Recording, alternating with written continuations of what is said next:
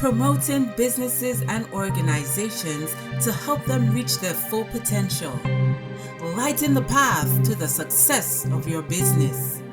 Enhancing the lives of our listeners by talking about things that matters most. Helping you to shine your light emotionally, mentally, spiritually, socially, and physically. Spreading positive vibes. You've got it locked and you're listening to Light Vibrations, brought to you by Light Communications right here on CBN Radio 90.9 FM. And now your host and our director. Hello, Natasha you've got it Hansen. locked and you're listening to Light Vibrations here, chilling with me, Tasha T, aka Roxy. And in our studios today, we got Beige. Beige, what's poppin'? Welcome. Yeah, our pleasure. It's a pleasure to be here, Roxy. Well, you know, our thing here, we don't change from day to day. Light Vibrations, we're all about uplifting, edifying, and just helping the community to live their best lives. What topic you want us to talk about today? Okay, well, as you know, the big topic going around is COVID-19. People, you know, they have a lot of reservations. There's a lot of, I don't want to say confusion, but there's a lot of misunderstanding. You know, there's a lot of things that people need to know so that we can, you know, eradicate some of the fear and panic and, you know, despair that people might be having. Well, that's awesome. I've been wanting someone to come on for a while to talk about COVID. It's a very dynamic conversation. It entails a lot. We recently had the lockdown. You know, we're starting to open back up our borders. Yes. We've been declared COVID free Yes, which is for very the good. time being. Yeah. So where do you want to start this conversation? Okay, I can start this conversation by first trying to inform people about COVID. And the first thing I want to say, and the first thing I want people to understand is that COVID is real. COVID is not a hoax. Yeah, and we all need to take this thing serious.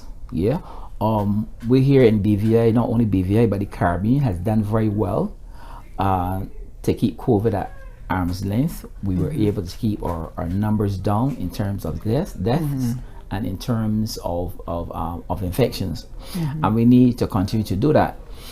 I know, yes, we have flattened the curve somewhat and things are slowly returning to normal, but it's going to be a new normal. But we need to encourage people to be still vigilant, okay, and still practice safe distancing and the things that we're putting in place to make sure that we don't have a recurrence of what we've had before.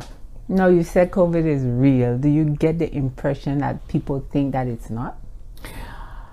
No, I don't get the impression that people think that it's not. I get the impression that some people think that it's not, and I get the impression that most people who have just the economic type of behavior in mind, okay, might make mistakes that can be, you know, detrimental to all of us, and that's something we have to be aware of.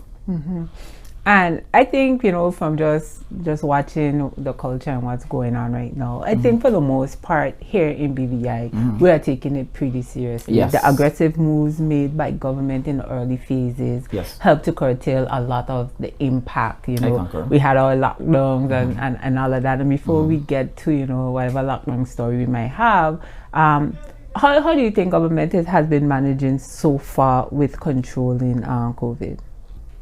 I truly think they have been managing well. Yes, the lockdown was not only sudden, but it was very inconveniencing for all of us. But you know, we have to pay a price for everything, and I think the price of discomfort that we paid for having our numbers down, okay, and having our infections rate down, I think that is worth that, and that is something that people need to understand.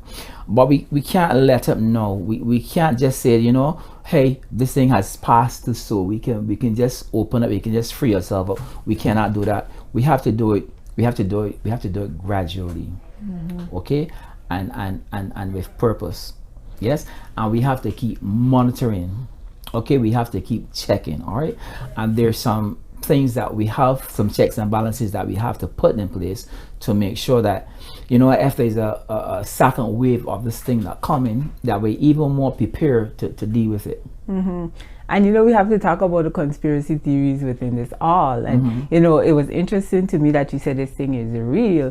And I don't have any doubt that it is real. But to the magnitude of which is being perpetrated are mainly coming out of the China and Italy and United States. I myself wonder how much of the numbers being associated with COVID and deaths, especially when we're looking at deaths and they're not reporting about people getting better, how much of it is a scare tactic to facilitate a different agenda? Do you think it has any bearings there, or you just thinking it's real and everybody should get with the program? Okay, like everything else, you would always have conspiracy theories. Okay, you cannot get away from that. Any issue that come up, there always going to be a conspiracy theory. Okay, I'm not going to deny that, but I don't really want to get into the conspiracy theories because it takes away too much time from what we really need to discuss here. Okay, now this crisis is basically the only crisis in human history that caused the whole world to shut down. We had World War One, we had World War Two, we had Ebola, we had swine flu, we had bird flu, we had so many different things. Okay, but nothing that we had over the last 2 millennia or whatever ever caused the whole world to shut down. That can be a conspiracy theory. Okay, that is reality. Okay, now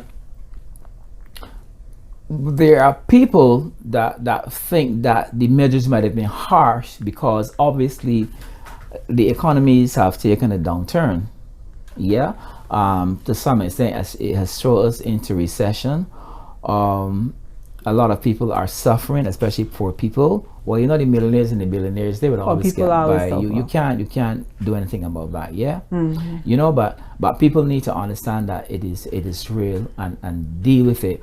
All the other little things relating to conspiracy theory we can deal with at another time. But at this point in time, I want people to know that this is a matter of survival, not economics. Okay, don't look at those material things that you had, or you may have had. Okay, look at your survival. So long as you can survive, okay, everything that you might have lost, you can regain again, and people need to understand that. Definitely. And since you don't want to go into too much about the conspiracy theory, and I will skip that whole bunch of questions. Yes. I was just about to fling your way yes. with regards to that. So if you're listening out there and anybody want to talk about conspiracy theories when it comes to COVID, check me and we will get that interview going. But we're going to respect the guests and we're not going to delve into conspiracy theories and that other negative aspect of COVID and in that direction, right? So we come back to our local response yes. To COVID. I think today the borders now are reopening yes. back up for persons who got stuck outside to be able to come in if you're a belonger or you're a resident here. What are your thoughts about that? The borders had to reopen at some point in time. This is just a good time as any to reopen the borders to let the citizens who belong here come back in, or those who might have the work permits or some residency to come back in. I don't have a problem with that. The government seems to have a system in place whereby people coming back in are going to go straight into quarantine, okay, and be monitored. That is okay. My only concern is people who might be able to get back in without going through the required procedures. That's my only concern. As you know, BVI to some extent has a lot of points of entry. Definitely. We don't have a coast guard or a huge police force that can police a lot of areas where people might be able to get in and get out. That might be a deficit for us. But at the same time, I would hope that people, use good conscience, okay, and go through the right procedure when returning to BVI. As a matter of fact, when returning to the Caribbean, because the Caribbean border is going to soon open it too, so that, you know, Caribbean nationals can return as well. Okay, and we have to keep those systems in place and monitor them thoroughly, you know, so that we don't have any more outbreaks. Definitely. And the tagline we've been using is BVI love, right? And I buy into that, because we hear stories. I know I heard this one story about this lady coming back home to St. Vincent, and, you know, she was exposed to the virus, and, you know, instead of going home and quarantining, you know, she was just, you know, hanging out to people and basically infected a good amount of persons down there when their caseload was very low. So it is very important for persons who are returning to think about the community with regards to being quarantined and doing what they have to do for that period of time, and just ensuring that, you know, they're fine. So there's definitely nothing wrong with and that. You know, and the main danger there with that is that the asymptomatic people, they're people who are asymptomatic for the virus. Okay, they have the virus, it's not affecting them, okay, but they can pass it on to others. So that's where the danger lies.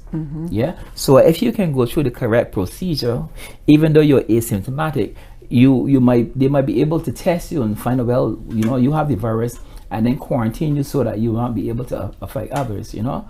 But, you know, people will go along, oh, I feel quite well, I don't have the symptoms, so I'm okay. You know, I really want to get back home, you know, and be as normal as possible. But at the same time, you might be exposing people, and you might be putting people at risk, you know, unnecessarily. So we want to guard against that. And I really hope that, you know, those who are coming in, okay, really are conscious of that, you know, and really stick to the program that I put in place for them. Yeah, 14 days is a long time. Everybody got cabin fever, but at the same time, you have to look at the bigger picture, okay, which is staying alive and staying healthy and preventing the community from being infected. Definitely. And, you know, one of the things, just looking around and seeing basically the climate and the temperature change in BVI right now, is that I'm seeing that, you know, people are using this opportunity to kind of, I don't find the culture as friendly as it used to be. You know, people, you know, are not as welcoming. Do you think that is a side effect of COVID? Is everyone so scared now that, you know, manners and respect has gone through the door? It very well might be. With every crisis, there are always a lot of implications that follow afterwards, and you cannot really fault people for being conscious or for being skeptical about anything, because, as we mentioned before, this thing is real.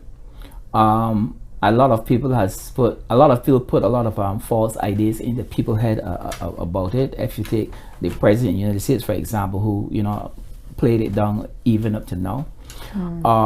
So when you put that kind of doubt and fear into people, you know, people are going to react. Okay, I don't have a problem with people reacting in a manner that they think is going to be protecting them, even if it's keeping friends and loved ones at a distance that they're not sure of. I don't have a problem with that. What I don't want people to do is to panic. Okay, what I don't want people to do is to point fingers or make, you know, unclean accusations about A, B, C, or D. Yeah, what I want people to do is to be cautious and to be concerned, okay, and to try to make positive decisions all the time. Okay, that's my main concern about that. And do you think that, you know, there is enough information circulating on the right things and the right protocols that people should be adhering to ensure that we keep the virus at bay? Yes, there's a lot of information out there. It's circulating. It's in the news. It's in the media. It's on the internet. It's all over. But there's also a lot of misinformation as well. So I'm not quite sure how much the good information might resonate to people in relation to the bad information. But I believe most people are able to decipher what really is good from what really is bad, and might be or should be able to make a decision based on that. But the information is out there, the information is real, and I think that people knows that. Yeah. But Roxy, there's one thing in particular I want to mention, and I want people to understand. Yeah. People might have their doubts about anything A, B, C, or D as it relates to COVID. That is okay. People are entitled to their own opinions. Yeah. But we as adults, if we want to take chances, we can do that because we are adults. Okay. But one thing in particular, I want people to understand: you don't take chances with your children. Don't take chances with your children. Okay. Our children, daycare, primary school, secondary school, college. Okay. Our children, let your children stay indoors. Okay. Your children have to stay indoors probably about until this time next year. You can't take chances with your children. We can't afford to let this COVID get in our school population, and that is from kindergarten to university. If we let this COVID get in our school population, Roxy, we are dead. Okay, but here it is. And I respect what you're saying, but I mean, do you think that magnitude of where you're taking it is necessary for us here in the BVI based on the position and how we're managing it? Yeah. Because my thing is with the children, okay, right now they're on online, they're on online thing, which is a challenge. Most parents would know if you have more than one child doing this online thing. And like for me, for instance, I have 4 children online, and this online thing kind of getting to me because I have a job, so I'm coming to work, so they're at home trying to start out this online, and I have a small little kindergartner.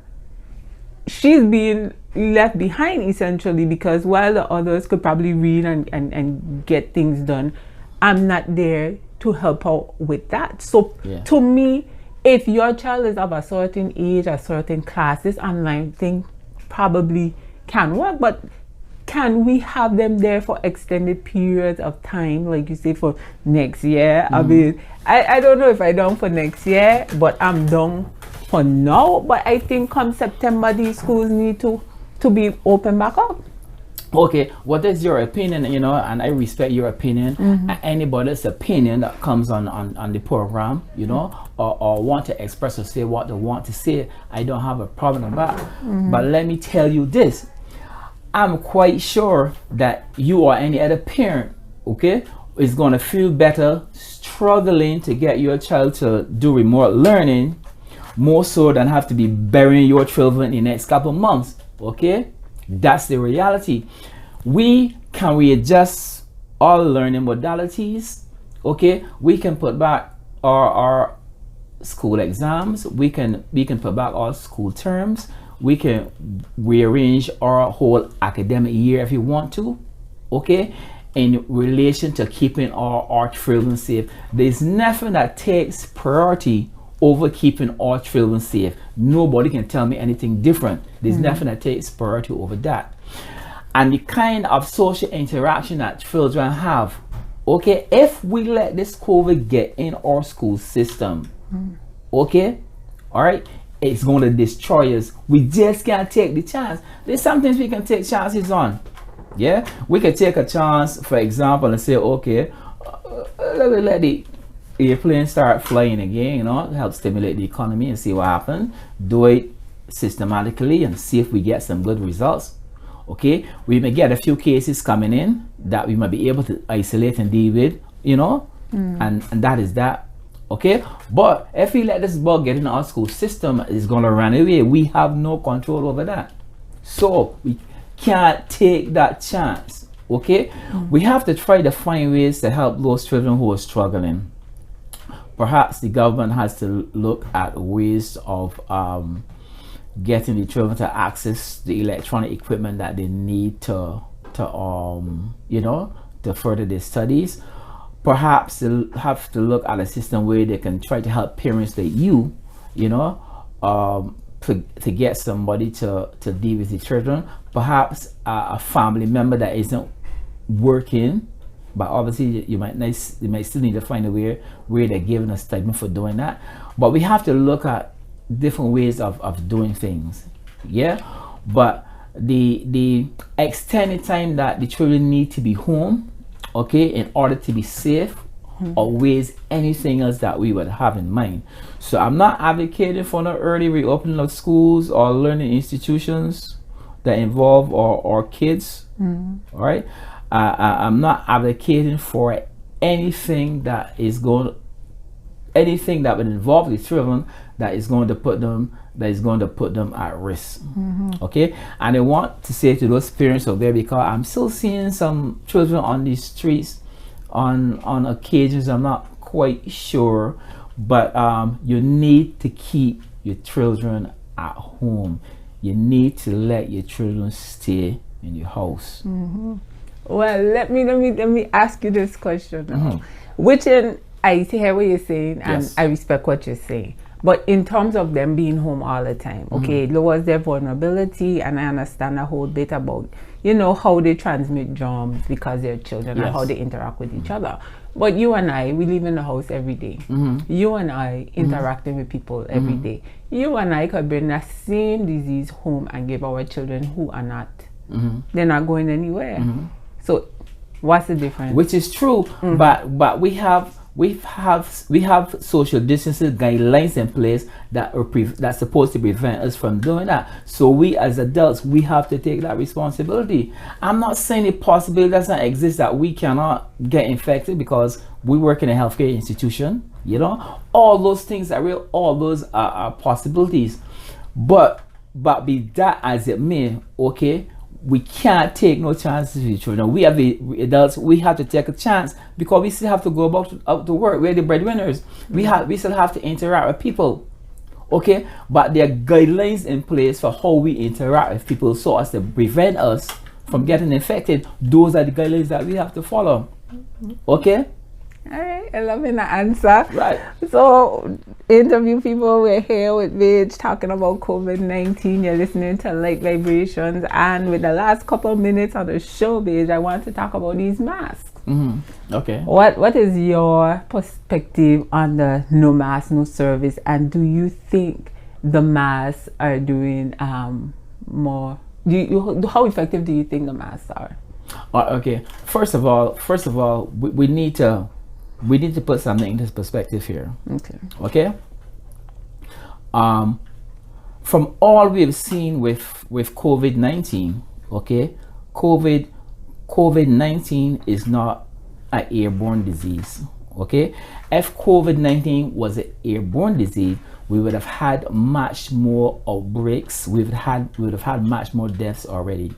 I want people to understand that. Okay. However, if you are too close to somebody, all right, for example, less than 6 feet, and somebody cough or somebody sneeze, okay, residue from that cough or that sneeze can get into your nostrils, your mouth, or your eyes, okay, and you can become sick. If you're in close proximity to some person, okay, you can become infected if that happens. The reason for wearing a mask, okay, is that a mask is going to prevent, okay, the spread of for example, the virus. If somebody has it, okay, especially if they're in close proximity to you, okay, because when they cough or when they sneeze, all right, the mask is supposed to filter out whatever is in the air for that short distance. So there is a benefit to wearing the mask, because out there in society, you don't know who is infected from who isn't infected. You don't know who is symptomatic from who is asymptomatic. Yes, the mask might be inconveniencing. Yeah, there might be some people who might have difficulty in wearing the face covers because of the reduced level of oxygen they might be able to take in. Okay, but that is secondary to the benefits you're going to get from wearing the mask. And I want to encourage everybody to wear your mask. Wear your mask. Wear your mask. Okay, it's going to protect you. It's going to protect others. Okay. Wear your mask. Wear your mask when? Because wear your mask. Wear your mask when? because my issue with the mask is that, like you said, reduce oxygen. We breathe in oxygen, we breathe out carbon dioxide. We have this mask covering our mouth and our nose. So we exhaling carbon dioxide and we're inhaling carbon dioxide, which can't be good for anybody's system. I've seen them, they're exercising, they have on masks. I see them, they're driving alone in their vehicle, they have on masks. They're walking minding their business, nobody within 10 feet of them, they're wearing their masks. Do you see that as a problem? Because I know from where I sit, it bothers me because I'm already starting to hear stories of these masks causing deaths. Now, I don't have a problem, but if the rule is no mask, no service, you go into the store for the 10-15 minutes or whatever, however long you're in the store, you wear your mask, you come out, you take the mask down. But sometimes you just see people that they got so indoctrinated about the mask, they be by themselves for hours with a mask still on, and that can't be healthy. Okay, well, for me, your mask needs to be worn in public. Okay, in terms of exercising, I think it might be a bit difficult for people to wear a mask and exercise at the same time. So if you're in an open area exercising, I don't really think you need to wear your mask. If you're in your own home, among your own household, I don't think you need to wear a mask unless you have a cold and unless you have some physical symptoms that you think you need to wear a mask. Okay, but yes, wearing a mask is important, and you should wear a mask as much as you could. I'm not saying if you're in your car driving by yourself that you need to wear a mask, but if you're in the car and you're driving with other people, especially if they're not people of your household, then I think you need to wear a mask. All right. Now I want to address the issue about the carbon dioxide and the mask. Yeah. People will know, but the reason why we breathe is because we need to get rid of the carbon dioxide in our body more so than the oxygen that we need to take in. All right, but we don't want to go into that big discussion. Yeah. So when you use a mask and you breathe out and breathe in using a mask, you don't take in that much significant CO2 that really would affect you in a negative way. Yeah. What might affect you is that you're not able to take in the amount of oxygen that you normally should be taking in using a mask, but not what is carbon dioxide coming out and going back in. And this is because, you know, some people has a lot of difficulty in breathing through an apparatus. Yeah, that's the difficult thing about it. Yeah.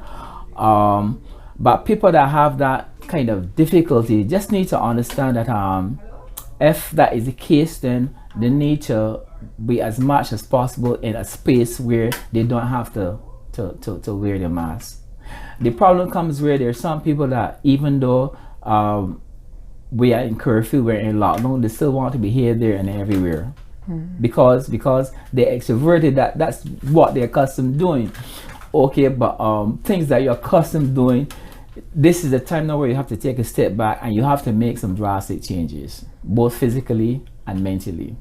All right, that's the stage we're at, and it's going to be like that for a long time, Roxy. Well, hopefully not too long. You've got it like you've been listening to Light Vibrations here, chilling with me, Tasha T, aka Roxy, and my guest Beige today, as we try to tackle COVID-19. You heard a lot of great information, and we're just encouraging you to do the right thing. Final thoughts.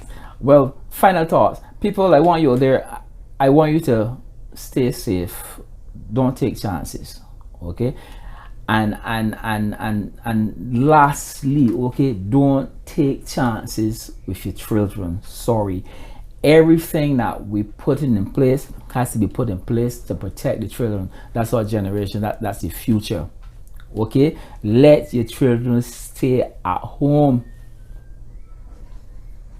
Okay, Roxy. Good. Blessings. Catch us back the same time next week for more from Light Communications and, you know, our next host as we continue to, you know, empower, enlighten, and educate. Thanks for tuning in, and blessings. Thank you for tuning in to Light Vibration, and don't forget to tune in this time next week as we continue to bring you life-changing information. Until next time, shine your light.